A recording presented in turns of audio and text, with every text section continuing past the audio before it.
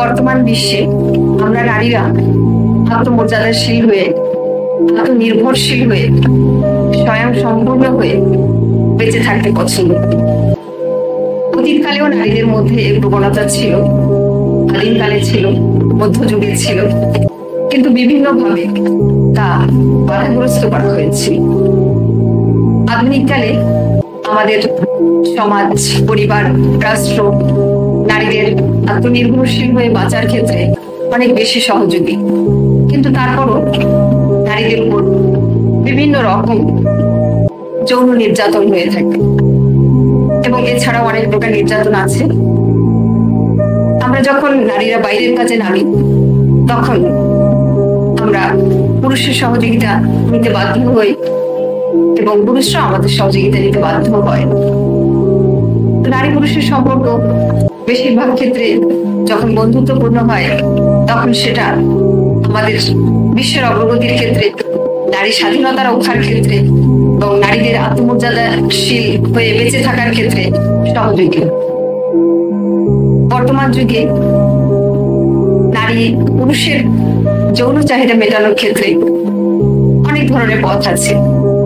বিবাহ, প্রেম, live together এবং আরো অনেক ধরনের সম্পর্ক আছে পুরুষের সাথে নারীদের, যেগুলো দ্বারা পুরুষরা তাদের যৌন চাহিদা মেটাতে পারে।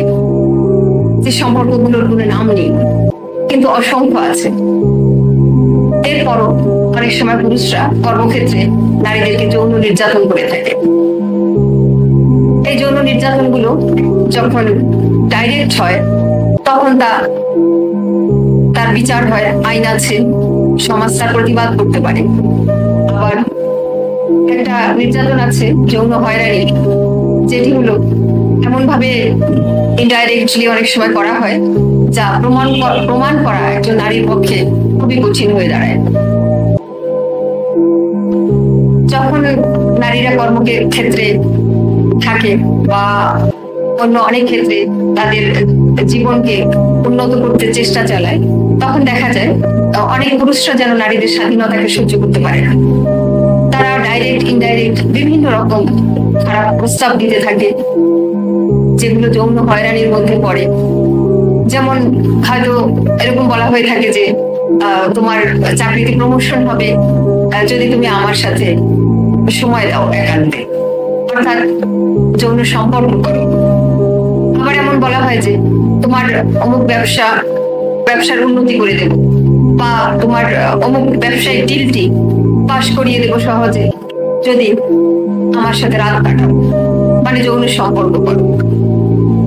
এই ধরনের ডাইরেক্ট ইনডাইরেক্ট অনেক ধরনের প্রস্তাব নারীদেরকে কর্মক্ষেত্রে দেওয়া হয়ে থাকে এবং সেটা বিভিন্ন জায়গায়, সমাজের বিভিন্ন জায়গায় প্রচলিত আছে, যেগুলো নারীদের পক্ষে প্রমাণ করা কঠিন, কিন্তু এই কাজগুলো নারীদেরকে অনেক পিছিয়ে দেয় এবং মানসিকভাবে দুর্বল করে দেয় এবং এটা একটি চরম নোংরা অসভ্য নির্যাতন।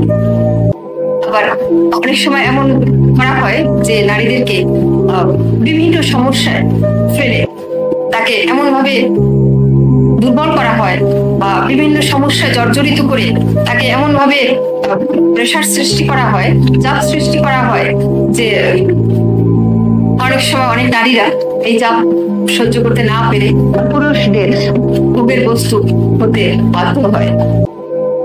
যখন নারীরা বাইরে পুরুষের সঙ্গে, কর্মক্ষেত্রে পুরুষের সঙ্গে একসাথে কাজ করে, তখন স্বাভাবিকভাবে কখনো না কখনো নারীকে যেমন পুরুষের সহযোগিতা নিতে যেতে হয়, কখনো না কখনো নারীকে কোনো কাজে হয়তো বিপদগ্রস্ত হতে হয়। সে সময় যদি নারীরা কোনো পুরুষের দ্বারস্থ হয় বা পুরুষের সহযোগিতা চায়, যদি কোনো পুরুষের পক্ষে তখন তাদের উপকার করা সম্ভব না হয়, তখন এরকম বলে দাও ভালো বা উচিত যে আমরা কোনো উপকার করতে পারছি না। কিন্তু প্রায়শই দেখা যায় কোনো নারীরা যখন কোনো সমস্যায় জর্জরিত হয় বা কোনো বিপদের সম্মুখীন হয়, তখন পুরুষরা অনেক জায়গায় এই সমস্যা জর্জরিত নারীদের দুর্বলতার সুযোগ দেওয়ার চেষ্টা করে, যেটা অবশ্যই অনেক ঘৃণ্য একটি বিষয়। এই যে কাজগুলো, এসব কাজগুলো যে পুরুষরা করে তাদের প্রতি আমরা চরম ঘৃণা প্রকাশ করি। যুগে যুগে অনেক পুরুষ এই পৃথিবীতে জন্মেছেন, মহান পুরুষ, যারা নারীদেরকে আত্মনির্ভরশীল হয়ে বেঁচে থাকার ক্ষেত্রে এবং স্বয়ং সম্পূর্ণ হয়ে বেঁচে থাকার ক্ষেত্রে, স্বাধীন মানুষ হিসেবে বেঁচে থাকার ক্ষেত্রে অনেক সহযোগিতা করেছেন। যেমন রাজা রামমোহন রায় সতীদাহ প্রথা বিলুপ্ত করেছিলেন এবং বিদ্যাসাগর, কাজী নজরুল ইসলাম, রবি ঠাকুর, এরকম আরো অনেক মহান ব্যক্তি আছেন যারা নারীদেরকে মানুষ হিসেবে এবং আত্মমর্যাদাশীল জীব হিসেবে বেঁচে থাকার ক্ষেত্রে অনেক সহযোগিতা করেছেন, তাদের পক্ষে অনেক কিছু লিখে গেছেন।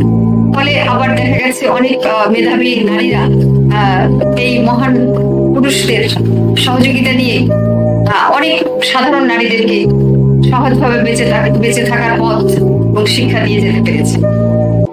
আমরা সেই সব মহান পুরুষদের প্রতি শ্রদ্ধা জানাই, যারা নারীদেরকে শ্রদ্ধা করে গেছেন, নারীদেরকে সহজ মুক্তির পথ দেখিয়ে গেছেন এবং নারীদেরকে মানুষ হিসেবে প্রতিষ্ঠিত হতে অনেক শিক্ষা দিয়ে গেছেন। আমরা ঘৃণা জানাই সেসব পুরুষদের প্রতি যারা যৌন চাহিদা মেটানোর ক্ষেত্রে হাজারটা বৈধ অবৈধ পথ থাকার পরেও যারা নারীদেরকে স্বাধীনভাবে বাঁচার ক্ষেত্রে সবসময় বাধা সৃষ্টি করে, কখনো ধর্ষণ করছে, কখনো যৌন হয়রানি করছে, সেক্সুয়াল হ্যারাসমেন্টের মধ্যে ফেলে নারীদেরকে নিম্ন শ্রেণীর জীব হিসেবে তারা প্রমাণ করার চেষ্টা করছে। ফলে নারীদের যেরকম মানসিক বিকাশ হওয়া উচিত তা বাধাগ্রস্ত হচ্ছে, নারীদেরকে উন্নত মানুষ হিসেবে প্রতিষ্ঠিত হতে বাধাগ্রস্ত করছে। এইসব সবকিছু দূর করার জন্য আমাদের সামাজিক, রাষ্ট্রীয়, পারিবারিক শিক্ষার প্রসার দরকার, মানবিক শিক্ষার প্রসার দরকার। মানুষকে মানুষ ভাবতে হবে, সে পুরুষ হোক কিংবা নারী হোক, সবারই সমানভাবে বেঁচে থাকার অধিকার আছে। যদি আমাদের শিক্ষার অভাব থাকে, মানবিক শিক্ষার অভাব থাকে, আধুনিক মন মানসিকতার অভাব থাকে, তখন সেটা নারীদের জন্য চরম ক্ষতি। আর রাষ্ট্রীয় আইন যতই কঠিন হোক না কেন, মানুষ যদি বর্বর অসভ্য থাকে তবে সেই আইন দিয়ে কিছু করা যায় না। এবং সেই আইন অসভ্য বর্বর মানুষ যখন অনেক বেশি বাড়তে থাকে, অনেক বেশি প্রশ্রয় পেতে থাকে, তখন তাদের ফাঁসি হলেও তা রাষ্ট্রের পক্ষে সামাল দেওয়া কঠিন হয়ে যায়। আমাদের পৃথিবীতে মানুষকে মূল্যায়ন করা উচিত প্রথমত তাদের মানবিক গুণাবলী কতটুকু আছে তার উপরে। মানুষের কিন্তু নারীদেরকে যখন মূল্যায়ন করা হয় তখন তার শারীরিক সৌন্দর্য দিয়ে প্রথমে মূল্যায়ন করা হয়। যেমন একজন নারী কতটুকু কালো, কতটুকু সাদা, কিরকম ফিগার ইত্যাদি, এই ধরনের অনেক ধরনের ছোট ছোট সাধারণ জিনিস দিয়ে তাদেরকে এমন ভাবে মূল্যায়ন করা হয় যে নারীরা নিজেদের মেধার বিকাশের চেয়ে রূপচর্চার দিকে বেশি ঝুঁকে পড়ে। পরিপাটি হয়ে থাকা সে তো পুরুষেরও দরকার, নারীরও দরকার, কিন্তু যে অতিরিক্ত যে সাজসজ্জা যেটা নারীরা করে থাকে সেটা পুরুষের দৃষ্টিভঙ্গির, সুন্দর দৃষ্টিভঙ্গির অভাবেই তারা করে থাকে এবং সেদিকে ঝুঁকে থাকে। আমাদের এই পৃথিবীতে এই ধরনের ছোট নিচ চিন্তা ভাবনা থেকে বেরিয়ে আসার পথ বের করা দরকার। আমাদের এই পৃথিবীতে যখন মানুষকে মূল্যায়ন করা হবে তখন তার যোগ্যতা, যেমন একজন পুরুষ কতটুকু যোগ্য, কতটুকু শিক্ষিত, কতটুকু তার মান সম্মান আছে, কতটুকু সে স্বয়ং সম্পূর্ণ, সেটা দিয়ে বিচার করা হয়। ঠিক সেরকম নারীদেরকেও সেরকম করা দরকার, সেরকম বিচার করা দরকার। একজন নারীকে দেখলেই যদি প্রথম তার রূপের দিকে তাকিয়ে থাকেন, কালো না ধলো, নাকি সাদা না ফর্সা, এবং তারপরে তার সাথে যৌন সম্পর্ক করা দিয়েই যদি তাকে প্রথম মূল্যায়ন করা হয়েছে সে কতটুকু শিক্ষিত, কি করতে পারবে কাজ, কি সামাজিক ভাবে সে কতটুকু কাজ করতে যোগ্য সেটা বিচার না করে যদি প্রথমে নারীদেরকে দেখলেই এটা ভাবা হয় যে প্রথমে তার সাথে যৌন সম্পর্ক করা যাবে কিনা, তারপরে তার যোগ্যতা দেখা যাবে কি কি আছে, এই অসভ্য বর্বর চিন্তা থেকে আমাদের পুরো পৃথিবীর মানুষকে বেরিয়ে আসা দরকার। এই বেরিয়ে আসার পথে নারীরা অনেকে অনেক ধরনের নির্যাতনের শিকার হয়ে জীবন দিয়েছে, অনেক মহান ব্যক্তিরাও জীবন দিয়েছে এবং এখনো অনেক জায়গায় সংগ্রাম চালিয়ে যাচ্ছে। নারীদেরকে যদি পুরুষের মতো তার যোগ্যতা, তার শিক্ষা, তার স্বয়ং সম্পূর্ণ হওয়ার অবস্থা এগুলোর দ্বারা বিচার করা হতো, তাহলে কখনো যৌতুক প্রথার মতো একটি বিভৎস প্রথা এই উপমহাদেশে চালু হতো না।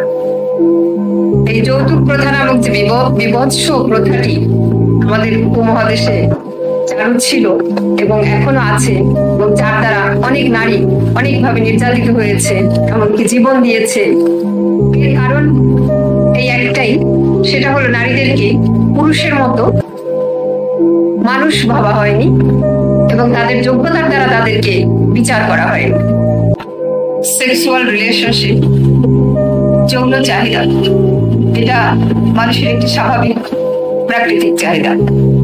এটা পূরণ করার জন্য যখন বিবাহ, প্রেম, শ্রদ্ধা, ভালোবাসা, পারস্পরিক সমঝোতার ভিত্তিতে সম্পর্ক গড়ে ওঠে, যৌন সম্পর্ক গড়ে ওঠে, তখন সেটা মানবিক হয়। আর যখন শ্রদ্ধা, ভালোবাসা, প্রেম, পারস্পরিক সমঝোতা ছাড়া নারী পুরুষের মধ্যে যৌন সম্পর্ক গড়ে তোলা হয়, গড়ে তোলার চেষ্টা করা হয়, তখন সেটা হয়ে যায় পাশবিক, অমানবিক। এবং এই পৃথিবীতে যারা যৌনকর্মী আছেন, যাদেরকে যৌনকর্মী হতে বাধ্য করা হয়েছে, এদের সকলের উপর গবেষণা করে এটা দেখা গেছে যে এরা মূলত বাধ্য হয়ে যৌনকর্মী হয়। এমন এমন পরিস্থিতির সৃষ্টি করা হয়, যেমন তাদেরকে বিক্রি করে দেওয়া হয়, শৈশবে চুরি করে তাদেরকে বিক্রি করে দেওয়া হয়, যারা যৌনকর্মী হয় তাদেরকে পাচার করা হয় নারীদেরকে, এবং সামাজিকভাবে বিভিন্ন ধর্ষণ, পারিবারিক নির্যাতন এবং বিভিন্ন পুরুষ দ্বারা নির্যাতিত হয়ে নারীরা অনেক সময় যৌনকর্মী হতে বাধ্য হয়। তো এইটা কোনো মানবিক পেশা হতে পারে না এবং এটা কোনো মানুষের জন্য পেশা হতে পারে না। বেঁচে থাকার জন্য যদি টাকার বিনিময়ে যৌন সম্পর্ক করতে হয়, তার চেয়ে অসম্মানজনক এবং তার চেয়ে অমর্যাদাকর এবং তার চেয়ে পাশবিক কোনো প্রথা, পেশা এই পৃথিবীতে হতে পারে না। যখন আমরা প্রেম, ভালোবাসা, পারস্পরিক সমঝোতার মাধ্যমে নারী পুরুষের যৌন সম্পর্ক গড়ে তুলতে চেষ্টা করি বা গড়ে তোলা হয়, তখন সেটা মানবিক। এবং যদি এগুলো করা হয়, তাহলে এই পৃথিবীতে যৌনকর্মী বা এই যে যৌনকর্মীদের যে একটা পেশা সৃষ্টি হয়েছে সেটা থাকবে না। এটা আইন করে কখনোই বন্ধ করা যাবে না। এটা সামাজিক শিক্ষার মাধ্যমে নারীকে যেমন পুরুষকে শ্রদ্ধা করতে হবে, ভালোবাসতে হবে, প্রেমের সম্পর্ক গড়ে তুলতে হবে, তাদের সঙ্গে সমঝোতার মাধ্যমে যৌন সম্পর্ক করতে হবে, পুরুষকেও সেরকম নারীদের সঙ্গে একইভাবে প্রেম, ভালোবাসা, শ্রদ্ধা, পারস্পরিক সমঝোতার মাধ্যমে সম্পর্ক গড়ে তুলতে হবে, যৌন সম্পর্ক গড়ে তুলতে হবে। যখন এই শিক্ষাগুলো থাকবে সমাজে, পরিবারে, রাষ্ট্রে, তখন এই যৌন কর্মী বা এই যে টাকার বিনিময়ে দেহ বিক্রি করা নারীদের এই পেশাটি বন্ধ হয়ে যাবে। আমরা যৌন দাসী নই এবং আমরা নারীরা কেউ কখনোই যৌন কর্মীও হতে চাই না। আমাদের যোগ্যতার দ্বারা, আমাদের মেধার দ্বারা, আমাদের শিক্ষার দ্বারা আমরা এই পৃথিবীতে অনেক কিছু করে দেখিয়েছি যা পুরুষদের সমান। মেধার বিচারে নারীরা পুরুষদের সমান। আমাদের পৃথিবীতে আমাদের এই মুসলিম নারী জাগরণের অগ্রদূত বেগম রোকেয়া, মহিষী নারী বেগম রোকেয়া, তিনি নারীদের শিক্ষার জন্য অনেক কিছু করে গেছেন। এক সময় দেখা যেত যে লেখাপড়া শিখলে নারীদেরকে খারাপ বলা হতো এবং তাদেরকে সম্মান দেওয়া হতো না। তাদেরকে বলা হতো যে লেখাপড়া শিখলে নারীরা নষ্ট হয়ে যায়, এদেরকে ঘরের বউ করে আনা যাবে না। আর এখন সেই মুসলিম নারীরাই, সেই মুসলিম নারী জাগরণের অগ্রদূত বেগম রোকেয়া অনেক সংগ্রাম করে গেছেন, অনেক চেষ্টা করে গেছেন, অনেক ত্যাগ তিতিক্ষা করে তিনি মুসলিম নারীদের শিক্ষা প্রচলন করেছিলেন। আজকের দিনে মুসলিম নারীরা যদি লেখাপড়া না জানে তাহলে তাদের আর বিয়ে হয় না। বলা হয় যে মূর্খ নারী দিয়ে কি করব, এ তো আমার পরিবারকে ধ্বংস করে দেবে, এ আমার ছেলে মেয়েকে মানুষ করতে পারবে না, এ আমার আমার পরিবারে আমাকে সহযোগিতা করতে পারবে না অর্থনৈতিক ভাবে, এই ধরনের এখন হয়। আর একটা সময় এটা ছিল সমালোচনা, যখন নারীদেরকে প্রথম লেখাপড়া শেখানোর জন্য বেগম রোকেয়া সংগ্রাম শুরু করেছিলেন মুসলিম নারী জগতের অগ্রদূত। এছাড়া দেখুন, মাদাম কুরি একজন নারী, তিনি বিজ্ঞানী হয়েছিলেন এবং কয়েকবার তিনি নোবেল পুরস্কার পেয়েছেন। স্বামীর সঙ্গে একসঙ্গে গবেষণা করে তিনি নোবেল পুরস্কার পেয়েছেন। তিনি একজন নারী। অথচ অনেক পুরুষ কিন্তু বিজ্ঞানী আছেন যারা নোবেল পুরস্কার পাননি, স্বপ্ন দেখেছেন, অথচ কত আগে সেই মাদাম কুরি নোবেল পুরস্কার পেয়ে গেছেন। অনেক বিপ্লবী আছে আমাদের এই উপমহাদেশে যারা ব্রিটিশদেরকে উপমহাদেশ থেকে তাড়িয়ে দিয়েছিলেন, আন্দোলন সংগ্রাম করে জীবন দিয়েছিলেন। অনেক মুক্তিযোদ্ধা আছে আমাদের এই বাংলাদেশে। এ ধরনের হাজার কোটি উদাহরণ আছে। অর্থাৎ মেধায়, একসময় বলা হতো মেধায় নারীরা ছোট পুরুষদের চেয়ে। আজকের দিনে দেখা যাচ্ছে যে পরীক্ষা, যে কোনো স্কুল, কলেজ, বিশ্ববিদ্যালয়, সবখানে নারীরা পুরুষদের সঙ্গে প্রতিযোগিতা দিয়ে পুরুষদের চেয়ে ভালো করছে। তাহলে যেখানে যোগ্যতা, মেধা, সবকিছুতে নারীরা পুরুষের সমানভাবে সমান তাল মিলিয়ে চলছে, সেখানে তাদেরকে যোগ্যতার ভিত্তিতে মূল্যায়ন করতে আমাদের শিখতে হবে। এটা একটা কঠিন লড়াই। আর এই যোগ্যতা, মেধার ভিত্তিতে যখন বিচার করা হবে, তখন আর নারীদেরকে কোনো খারাপ কাজে কেউ যুক্ত করতে চেষ্টাও করবে না, এবং নারীরাও তাদের সম্পূর্ণ মানসিকভাবে তাদের যতটুকু বিকাশ ঘটানো ততটুকু তারা বিকাশ ঘটাতে পারবে। যখন আমরা জন্মাইনি, মায়ের পেটে শুধুমাত্র এক ফোঁটা পানির মতো বড় হই, ধীরে ধীরে আমাদের হাত পা গজায়, চোখ সৃষ্টি হয়, আমাদের সবকিছু হয়। তারপর আমরা পৃথিবীতে আসি, মায়ের রক্ত মাংস, মার ধৈর্য, মার কষ্ট সবকিছুকে খেয়ে আমরা পৃথিবীতে আসি। পৃথিবীতে আসার পরে আবার সেই মায়ের ভালোবাসা, সেই মায়ের স্নেহ, সেই মায়ের ত্যাগ তিতিক্ষার বিনিময়ে আমরা বিশাল বিশাল একজন লোক হয়ে উঠি। সেটা আমরা মহানারী হই বা মহাপুরুষ হই। নারীদের পেটে আমাদের প্রথম জন্ম হয় এক বিন্দু পানিতে, এক বিন্দু পানি থাকি আমরা, এক বিন্দু জল। মায়ের ত্যাগ তিতিক্ষা, মায়ের কষ্টের বিনিময়ে আমরা এক সময় নারী পুরুষ সবাই বিশাল বিশাল মেধাবী, বিশাল বিশাল বিজ্ঞানী, ডাক্তার, ইঞ্জিনিয়ার, শিক্ষক সবকিছু হয়ে উঠি, মহিরুহ হয়ে উঠি। তখন আমরা ভুলে যাই যে আমরা নারীদের পেটে হয়েছি। আপনি যত বড় পুরুষই হন না কেন, যত বড় মহিরুহ পুরুষ, মহাপুরুষ হন না কেন, কোথায় ছিলেন? এবং এই যে মায়ের জাত, মায়ের কাছ থেকে কিভাবে এসেছেন সেটা আপনাদের মনে রাখা দরকার। যখন মনে রাখবেন তখন নারী জাতির প্রতি যে শ্রদ্ধাবোধ জাগবে, তখন আপনারা তাদের ভালোবাসতে শিখবেন, শ্রদ্ধা করতে শিখবেন, মূল্যায়ন করতে শিখবেন। মায়ের ভালোবাসা ছাড়া আপনি যত বড়ই হন না কেন, কখনোই আপনি একদম শূন্য। কখনোই আপনি যে পর্যায়ে এসে বিশাল মহিরুহ হয়ে পৃথিবীকে, এই জগৎকে যে ভোগ করছেন, উপভোগ করছেন, সব ধরনের উপভোগ্য জিনিসগুলোকে দেখছেন, গ্রহণ করছেন, কিন্তু একদিন কিছুই ছিলেন না, ওই মার কাছেই ছিলেন। মা ছাড়া আপনি শূন্য ছিলেন। সেই ইতিহাসটা মনে রাখলে মা যে জাত, মায়ের যে জাত, তাদের প্রতি শ্রদ্ধা ভালোবাসা জেগে উঠবে সবার।